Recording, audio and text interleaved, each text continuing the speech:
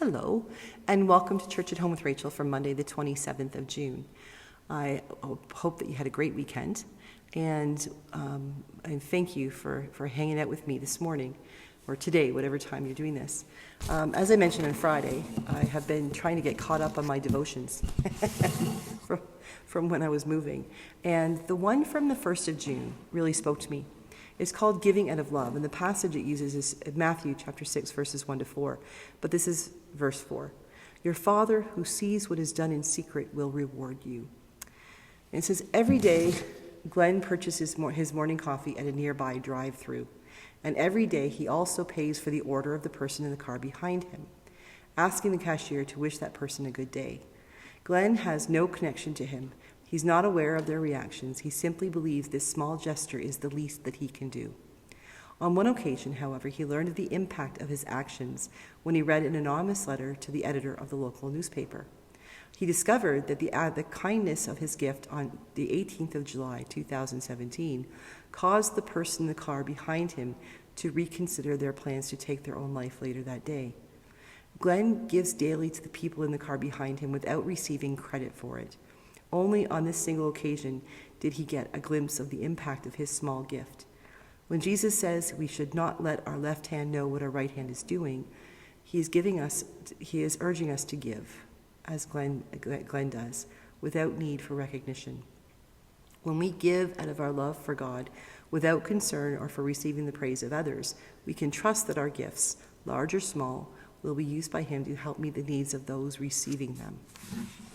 So, have you ever been the recipient of one of those drive-through gifts? I have. I do it once in a while. If I get close to payday and I still have a few shekels in my bank account, I will ask the folks, because I go through Tim Hortons a couple times a week, and the drive-through, and ask them to pay for the folks behind me. I remember one day, though, being on the receiving end, I was not having a good day.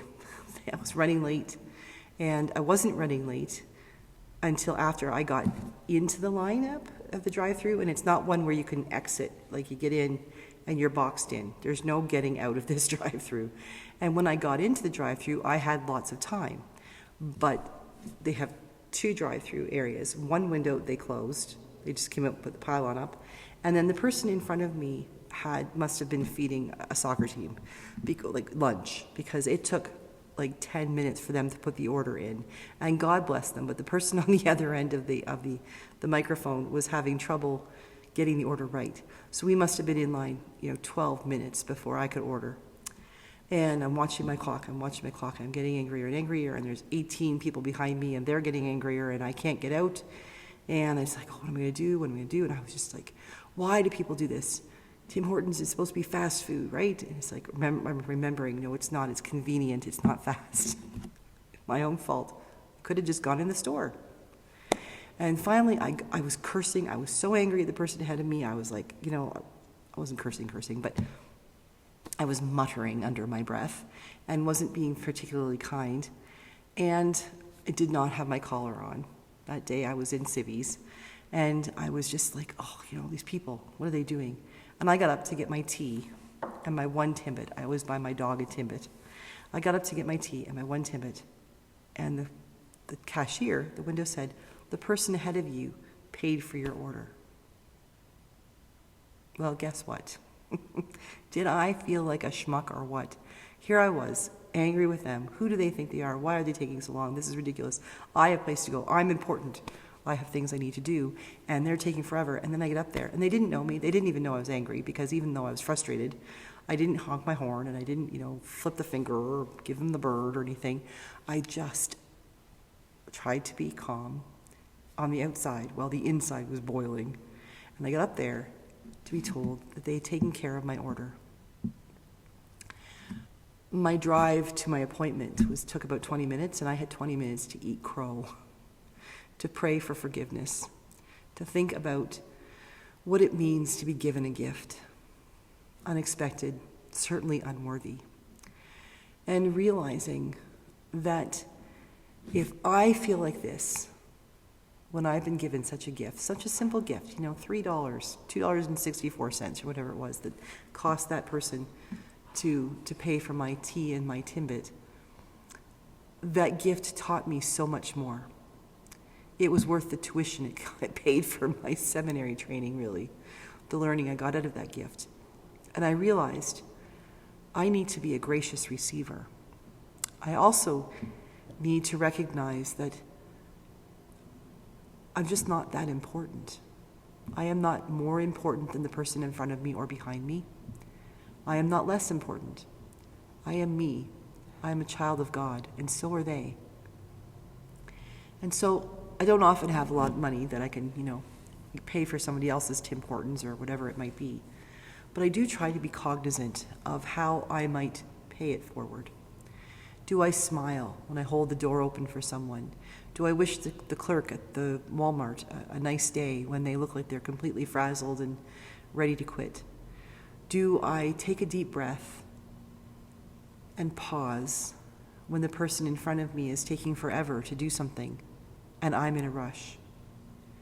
Do I acknowledge that I am often the person who causes that hang-up in the drive-thru as I'm trying to make my phone work with the app for Tim Hortons, or I'm trying to make the right change or dig out my bank card?